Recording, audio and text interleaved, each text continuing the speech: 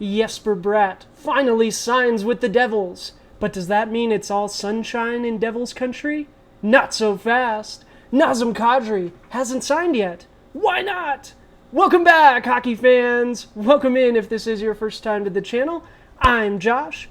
This is the Hockey Flow, and today it's Wednesday, August 3rd, 2022. Thank you so much for joining me. I do appreciate it. That's right, Jesper Bratt finally signed with the Devils, and he signed for a pretty cap-friendly number. But I think there's more to that, and I'm a little concerned. So we'll get to that in just a moment on Today in Hockey. But first and foremost, we got to get through Today in Hockey history, and I got a fun one for you today, and then we're going to get into it, our headlines, and that's the big news. Jesper Bratt did sign, and that cap number, it's really friendly, but I don't know, I think there's more to it, so I want to discuss it a little more. We're going to get into that, then we're going to get into the meat and potatoes. We got another Rumor Roundup. That's right, we're back with the hockey writers and the excellent Jim Parsons, and we got some Nazem Kadri news. He hasn't signed yet. Why not? We dive deep into that along with 3 other rumors, so stick around for those. If you do enjoy the content, take a moment, like the video, subscribe to the channel. It helps us out a ton as we're just getting started,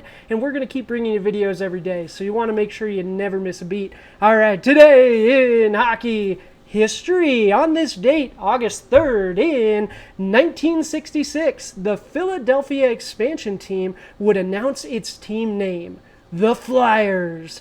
The contest was actually not a contest. So to give you some context on the contest, the owner actually released a contest to the general public asking for their suggestions, and they were going to make a vote on it, right? Well, then the owner goes and here's, it was a family friend, I believe, suggested the name the Flyers, and he fell in love with it. So what he did is he essentially had them cook the books, and if you voted for the Flyers, you voted for the winning name, and then they picked a young lad as the face of the winner. The lad actually spelled it F-L-I-E-R-S, not F-L-Y-E-R-S. So, fun fact for you. But all right, headlines. Let's get into it. Big news for Devils fans. I know we got a lot of you guys at the channel, so thanks so much for the support. But Jesper Bratt, I'm a huge fan of the lad, and I tell you what, $5.45 million for this season.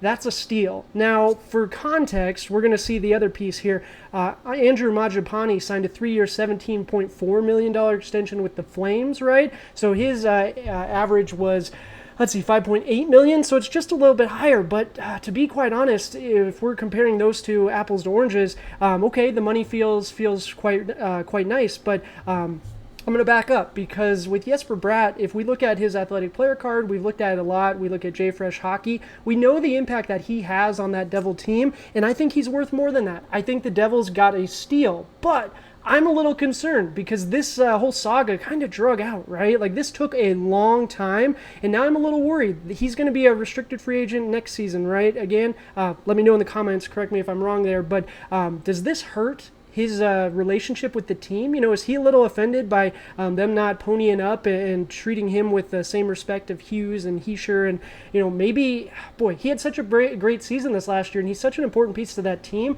It just makes me wonder, does the upper management think as highly of him as I do and as we do? But let me know in the comments, Devils fans. I know you guys are pumped that he's coming back, but do I have something going there? Is there more to that, or am I just overthinking it? But yeah, let me know. I appreciate you guys. And all right, we already mentioned it. Andrew Mangiapane signed a 3-year, $17.4 million extension with the Flames. Good for him. He's going to show up in our rumor roundup also. All right, article of the day. Here we go. Speaking of rumor roundup, we're back with Jim Parsons. Today we're looking at Islanders, Canucks, Flames, and let's go Oilers, baby. I don't know why, but hey, I'm okay with it. We can talk about the Oilers every day, but Jim Parsons seems to always have some Oiler news. So, all right, let's get started. Islanders will have to clear cap space. So we see Nazem Kadri's player card right there. Heck of a season this last year. He's the biggest name left on the free agent market. Why hasn't he signed yet? Well, it turns out, according to Jim Parsons and the digging that he compiled for us, it looks like it's just about cap space. So it sounds like the Islanders do want him, but they got to move somewhere. someone. So Jean-Gabriel Pageau was one because he's got that $5 million cap number. Josh Bailey is another suggested, and Andrew Beauvillier is another one. But boy, if we're going to look at trading Beauvillier, that's one of your young talents. So I know he hasn't really broken out yet, but boy, that potential is there. So I do like the suggestion of Jean-Gabriel Pageau, but Lamoriello gave up quite a bit to get him, the article mentioned, so maybe that one's a little hands-off. But I'm really curious. I hope this one wraps up soon. I tell you what, just for his sake and for everyone's sake, there were even whispers that there's a deal already done. It's already agreed to. They just have to clear the cap space,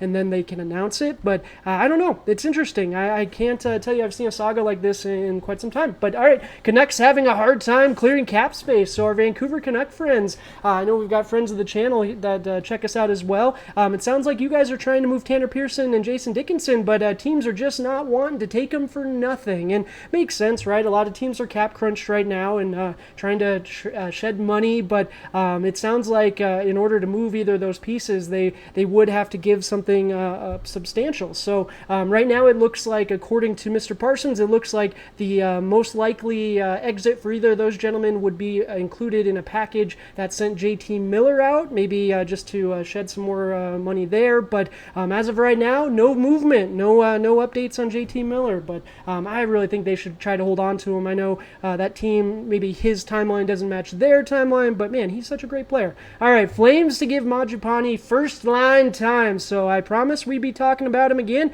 Here he is. So it's really interesting when you start breaking down the cap numbers and everything, because Evander Kane, right? He re-signs at the Oilers, and it was just a skosh over $5 million, and you're like, wow, all right, we got a great value. Well, Jesper Bratt just signs, and I'm saying the same thing. Well, Mangiapane signed a 3-year deal, and his annual is $5.8 million.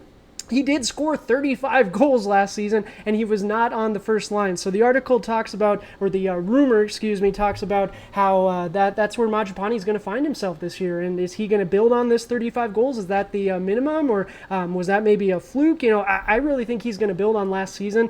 Give him the time, slot him up top with Lindholm, and I think he's going to shine, absolutely. And last but not least, let's go Oilers, baby. We're talking Kevin Lowe, Oiler legend and recent Hall of Fame inductee. He did just recently retire from the Oilers organization. He was their vice chair and alternate governor. He is still going to be associated and going to help out, but he, in an official capacity, he has retired. Congratulations to him. He spent 39 of his 43 seasons with the NHL, 39 of them with the Oilers. So hats off to you, good sir. But let me know in the comments, guys. That's going to do it for our rumor roundup. Where should the Isles sign Kadri? Who should they move? Where should they find that money from? Canucks fans, do you guys want to just see the roster be as it is, or do you guys want to see some more shakeups? Let me know in the comments. I love talking with you guys. I do appreciate it. But we do have a giveaway going on. We're going to have this special video announcing the winner coming up this Saturday or Sunday. Entries will be accepted until this Friday at midnight Pacific time. The entries will be comments on that video, so I'll leave the link down in the description. The 100 subscriber giveaway video. Just make sure you watch that, and it'll give you all the instructions. Leave your comment down there, and we'll get you entered. We'll pick a winner this weekend, just again to say thank you, because I appreciate you guys. Until tomorrow, cheers!